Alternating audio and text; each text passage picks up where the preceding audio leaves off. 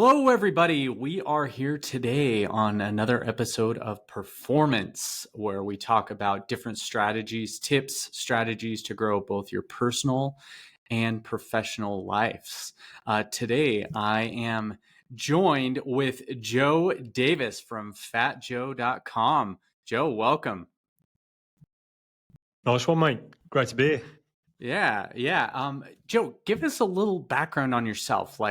Give us the quick little elevator pitch on yourself. I'd love to hear about you, your company, what you do, and a little bit on what made you you.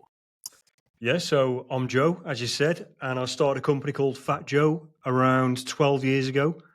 The company basically serves SEO agencies and marketing agencies worldwide with deliverables. So any agencies who want to outsource their link building, content, video, we help with that. And yeah, been running that for about 12 years. Wow, it's a long time. Take me back to the very beginning of starting your agency to help agencies. Walk me through the journey. I mean, the entrepreneurship journey is hard, Yep. and I find it's climbing up a mountain and then sliding down and then climbing up and sliding down and, figuring out all the challenges. So Yeah. walk me through those early days. What were some of the struggles that you had? So when we started, it was a very classic scratching my own itch kind of scenario. So I worked in a marketing agency, and we needed a supplier to outsource to because hiring's really hard, and it's also very it leaves us in a vulnerable position having loads of people on the payroll. So we turned to outsourcing, and back 12 years ago, outsourcing was very tough. There weren't many reliable companies to outsource to. We were trying Fiverr, we were trying Upwork, we were trying people on forums. And me and my co-founder, who were both working at the same agency, we realized that there needed to be a solution out there. So we created it. And obviously, at the time, it was a very small operation, but as word got out that we had created this solution which was very kind of elegant, and it was almost like the Amazon for marketing services, we got very, very popular. And yeah, since then it's been a bit of a roller coaster ride.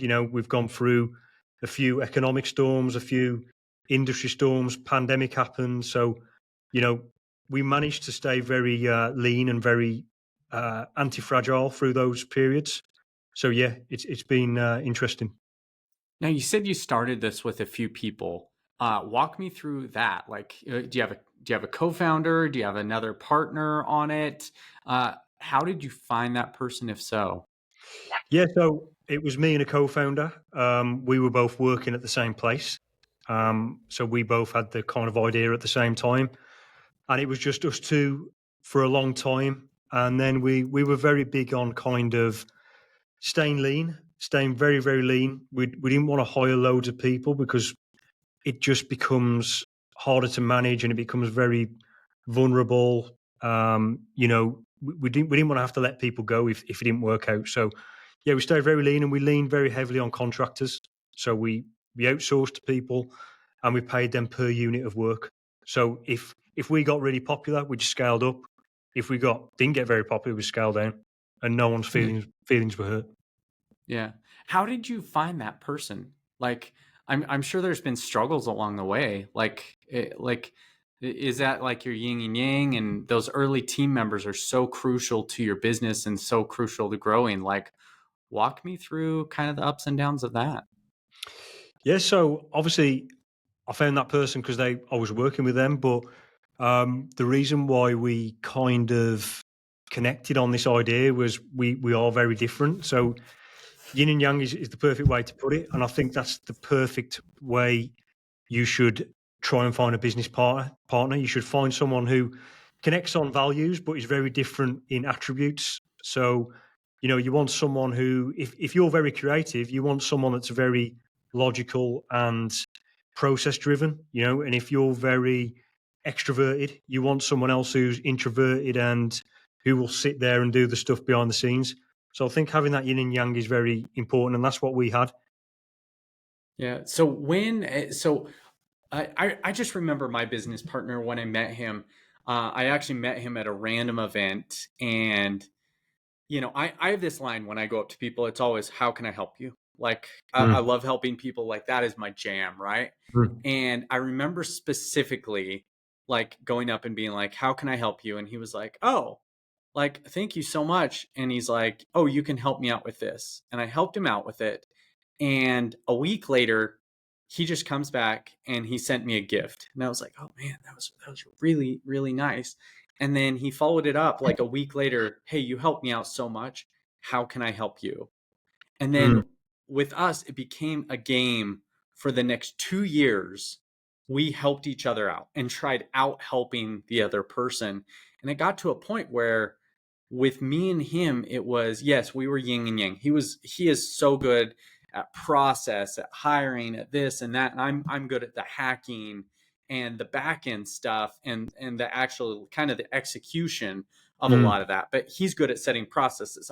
I have no clue how to set a process for my life, right? I don't know how to even write an email. He wrote everything. But I just remember him being so good and us so aligned on our values Yeah, that that I mean, those listening to this, when you're looking to grow something, one of my biggest things, obviously you have to find that yin and yang, but find core values, which it sounds like you guys had. You were both looking, you were both in the same area, same this, but we had this value system that mm, both of us were just so mentally aligned that during the tough parts of our business relationship and working together, we were able to push through those really hard times because at our core, we knew who both of us were. And I think that really, really helped us. 100%. Yeah, Yeah. it does really T- help. Tell me, what's the biggest hardship you and your partner have faced? I think we've disagreed on a lot of small things throughout the years. Things like who to hire, when to hire, what service to release, and I think the good thing about having two people, even if you have a big fallout, even if you don't agree on something to the extent of you're having a big argument about it, I think it's actually a healthy thing for the business because you end up somewhere in the middle, which is probably the sensible option. Sometimes I can go too far one way, sometimes he can go too far the other way, and the sort of compromise is probably the right answer in almost all cases. So um, we've we've not had anything really big that we fell out about. Nothing too bad, but I think Nice work. That's yeah, hard. yeah, I think things like just what to service to offer or who to hire. I think those are the kind of hardships where we didn't align on some of the things there. Yeah. All right, let's jump into strategy. You Hmm. are very, very well known for content link strategy, building, and really acquiring the right type of content and links that actually drive revenue. Can you Yes. tell us about some of your core strategies? We want to give our readers away, obviously some little tidbits of advice that you give, that you use, that you execute that people necessarily don't hear all the time. What are some of those tips? Yeah. Okay. So if you're doing SEO, and if you've got your own website or you've got a business and you want to rank better in Google, I think you should be doing brand stuff. You should be doing all the normal stuff that a brand should do, which is doing good content marketing, doing good press releases, doing good digital PR. That kind of thing has got to be covered. You can't just go into SEO thinking it's going to solve all of your problems. So once you've got that bit covered, you then go out and I think building links is something that a lot of companies frown upon, but I think to play the game, you need to kind of come at this with a growth hacking mentality. Building links will get you there quicker, will get you ranking quicker for the keywords you want to rank for. But it's about not overdoing it, and it's about I think building a low amount of links to the pages that you want to rank, using keywords in the link text to the pages you want to rank. Um, Also, creating content around questions that your audience are asking. So you can use a keyword tool such as ahrefs.com, or there's plenty of other tools out there which will give you questions. Peoplewhoask.com is another one. Um, and you can basically look at the questions that your audience are asking and answer those in blog posts or short informational articles. The more of these you got on your website, it's the more chances someone's going to land on your website who's somewhere in the funnel of thinking about buying your product or interested in your product. So I think it's a mix of building links and creating content your audience is searching for. Okay. Now let's dig a little deeper into that. When I'm putting up content, and am I putting these in blog posts? Am I putting them on product pages? Give me a little bit more strategy on where and how I'm putting them. I think a sensible option would be, I mean, for most businesses, they've got a blog. So it's very easy for Yeah. me to recommend to business owners, look, you've got a blog, just let's not complicate things. Put the content on the blog. But for more advanced businesses, they may want to leave their blog for things like updates. We've got an office dog kind of thing, Christmas party pictures. They want to leave it for nice things. So I'd recommend having some kind of informational database, some kind of Q&A section of the site which answers specific product questions. You know, for example, if you've got a email software, you can have sort of an informational database which says, how do I send 500 emails a day? How do I access my SMTP settings? Stuff like that that customers might be searching for. You can answer them with a short informational article. It doesn't have to be a blog post. It just can be a page on the website. Okay. Love it. Love it. Love it. Now, LinkedIn, give me, I know you're super active on LinkedIn. As me as a business owner, should I be looking at this or should I be working on something else? Like what should my priority be? I think it's important these days to have a personal brand. I think now more than Yeah. ever, especially with the introduction of AI and we don't know what's real anymore. In the B2B space, like no one's interacting with B2B social profiles. Like I can't think of any. But everyone wants to interact with the founder. Everyone wants to interact with the social, with the spokesperson, the CMO, or whoever it might be. So I'd recommend every business owner to have some kind of heartbeat on LinkedIn because people want to listen more than you think. If you founded a company, you know you've probably got something to say. So I would just go out there and say it, and you don't need to do anything clever. You don't need a ghostwriter. You don't need someone to design carousels. I think you can be yourself, and you can kind of just talk about what's going on inside the business, and talk about different things that have worked for you. And it's kind of it attracts the right kind of people, and they might not all become customers, but some will. Yeah, I get a lot of people asking me. So I have a LinkedIn newsletter. I got in really early on that. I have 56,000 subscribers. My business partner has like 700,000 subscribers to Wow, his. Like we that's got in like really early on this. We hit it. We nailed it. Um, but I haven't been able to crack the LinkedIn code even with that. Like, right. and I've been pushing it. I've been going hard on it. I mean, I would say like from an outside perspective, I have made it, right? Like Yeah, I have done it, right? yeah, But I think this is a cycle that a lot of us entrepreneurs get into when like even me, I'm so successful on LinkedIn. Like you're probably looking at that and being like, holy crap, you have yeah, 55,000. He has 700. Like, are you kidding me? Like, that's yeah, amazing. But we get so wrapped up in this is like not success yeah. or success needs to look like this. So I look at my LinkedIn game and I'm like disappointed in my own LinkedIn game because I post something and it doesn't get quite the engagement that other people would go. What would be your kind of advice to me? Well, I think not to get too hung up on each individual post. I think some of my best posts on LinkedIn in terms of getting some leads or people in my inbox have got like 4 likes. Yeah. Because I've wrote something quite specific and quite advanced, and 4 people have liked it. And you know, it's not my office dog. It's not something so viral. It's something that's quite hard hitting. Yep. So getting caught up on likes and stuff, I think it's just part of the game. And I think you've always got another chance with your next post. I think it's the entrepreneur kind of disease to be. You're always thinking, I'm not doing good enough, whether it's on LinkedIn or whether it's in business. There's always someone with 1 million followers or 2 million or 50 million. So For I think you're sure. always catching up. Yeah.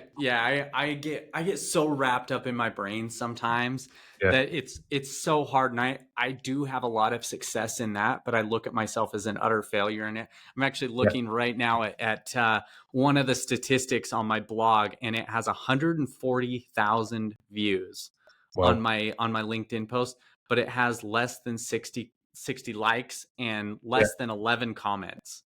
So I want to throw that out to the audience that even me, it's really frustrating sometimes. yeah, And I think I get so wrapped up in my head sometimes that yeah, this is what success looks like. And that's not success.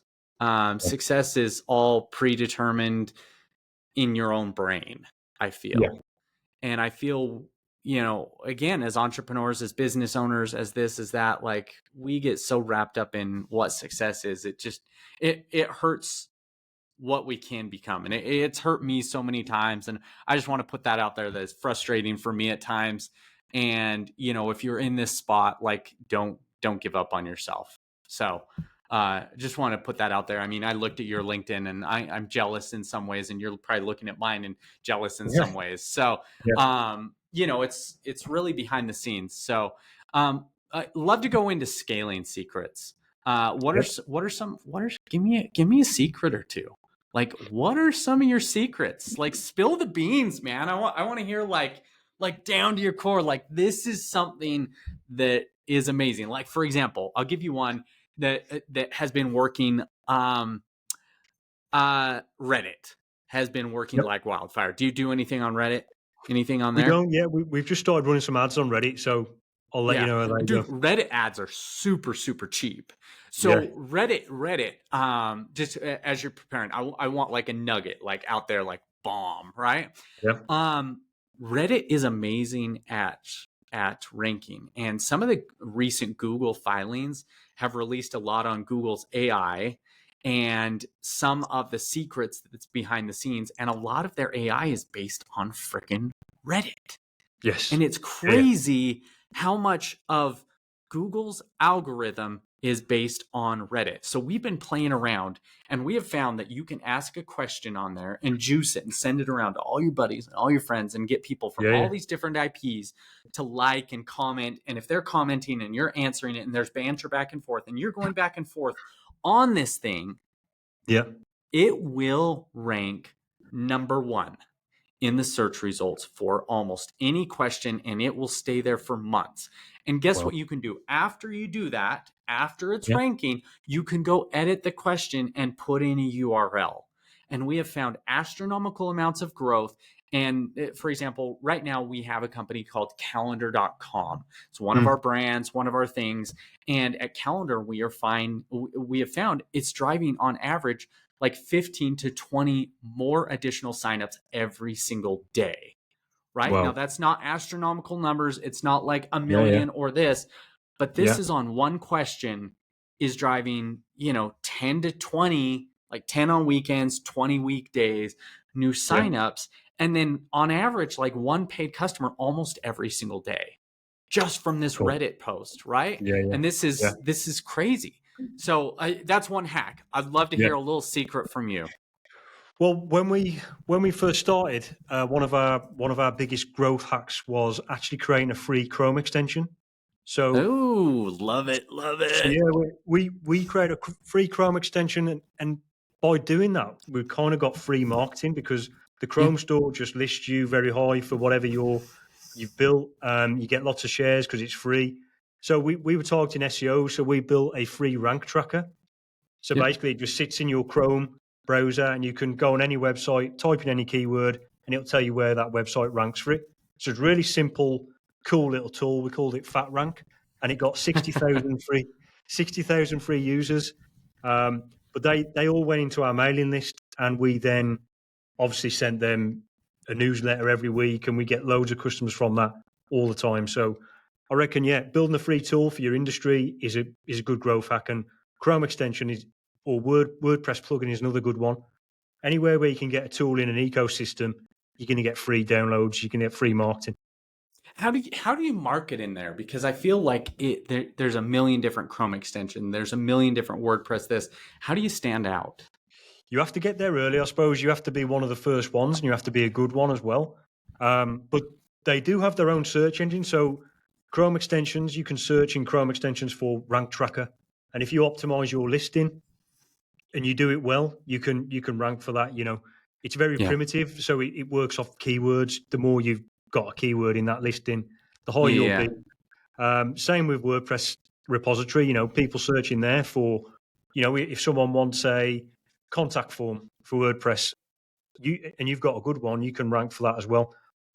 That's a bad yeah, example because there's millions of them.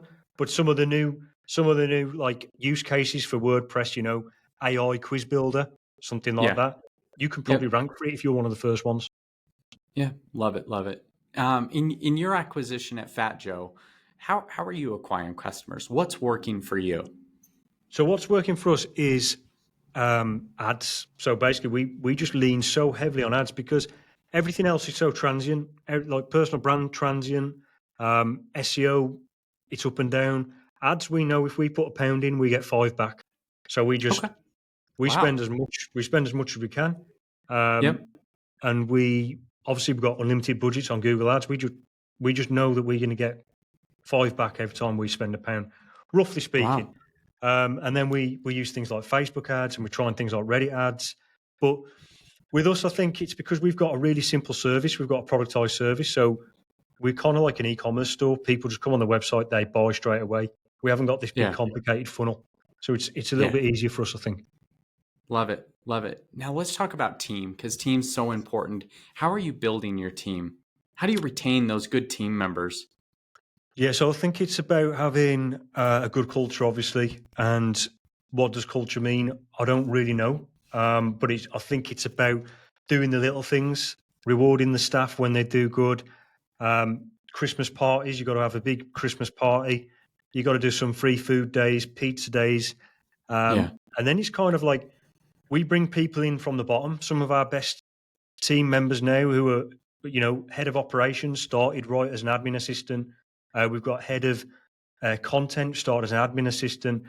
Bringing people in and training them is gold. Really, it's way more valuable than bringing people in at a high level. And I think they tend to stick around longer as well. They're not careerists; they're more loyalists to your brand. So Yeah. I think nurturing and taking care of people from the very start, I think is key to keeping the team. Love it. Now, as we're kind of wrapping up here, what's your number one piece of advice for other entrepreneurs that are, you know, more you when you were starting? What's your advice to them? So I would say scratching your own itch is the best way to come up with a business idea. And if you haven't got an itch to scratch, then just do more stuff because you will find an itch to scratch. So just learn more skills, learn coding. I mean, AI is a brilliant time now to start doing some coding because you haven't got to be an absolute genius to write code anymore. You just need ideas. And I think you'll find something, you'll find a problem, you'll find something that can be improved. And I think it's about not thinking too hard about, your next 5 moves. I think it's just do the next thing and see what happens, then the next thing. Yeah, I love that advice. It's so great. I say very very similar. I find that a lot of rich people are like follow your passion, follow this. I don't say follow your passion. I say follow your talent, follow Yeah. what you're really really good at. Because if Yeah. you're really really good, you can start charging people money and then more money and then more money and more money and more money and more money, Yeah. and you actually create a real business and a real lifestyle that's very good for you and the team and around you. Yeah. That's all around you. So what's next for you? Like, what is the future of Fat Joe and Joe? So with Fat By the way, Joe, you are not fat at all. So I just no, have to thank you. confidentially put that out between us. So I yeah, lost some weight. you look Um, great. Cheers, mate. No, for Fat Joe, we envision a marketplace for B2B. So right Yeah, now we're kind of in the SEO realm and we're doing link building content, but we want to go up against Fiverr, we want to go up against Upwork, and eventually this is just my moonshot idea. 5 years time, 10 years time. Eventually, we want to go up against them as a B2B marketplace, somewhere where businesses go to buy their whatever they need for their business. Yeah, I love it. Love it. And for those people who are listening right now, how can John Rampton, help you? But how can they help you? How can they help me? Yeah, Well, like if they've got an SEO agency or if they've got an SEO business, they can order some links off fatjoe.com, or you can follow love it. me at FatJoe Davis on Twitter. And yeah, that's how you can All help me. right. I love it. Well, thank you very much for your time. I just appreciate you spending time, you taking a little bit of time out of your day. Obviously, you gave a couple ways to connect. Any other good ways to connect with you online? The best place is probably Twitter, Fat Joe Okay. Davis, or joedavis.com All for an right. easy one. Thank you so much. Appreciate No you. problem. And again, thanks for your time. And listen into our next episode. We're dropping these every single week. So thanks for your time, guys. Cheers.